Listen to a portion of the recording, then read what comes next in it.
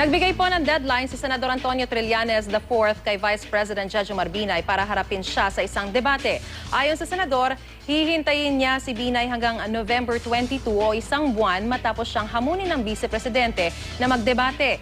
Dapat daw maglaan si Binay ng oras para dito, lalo't siya pa raw ang nagmungkahing magdebate sila sa publiko. Marap tayo sa tao, magdebate tayo. Para malaman natin kung ano talaga ang totoo at saka bakit nila ginagawa ito. Nagtatapang-tapangan sila sa kanilang public pronouncements, pero pag kinagat, umaatras. Sinabi naman po ni Trillanes na maglalabas siya ng bagong ebidensya laban kay Binay kapag hindi siya sumipot sa pagdinig ng Senate Blue Ribbon Committee sa Huwebes, November 6. Tungkol daw ito sa panibagong overpriced na gusali at isa pa umanong issue ng katiwalian. Hindi muna nagbigay ng detalye ang senador. Wala pang pahayag ang kampo ng Vice Presidente kaugnay nito.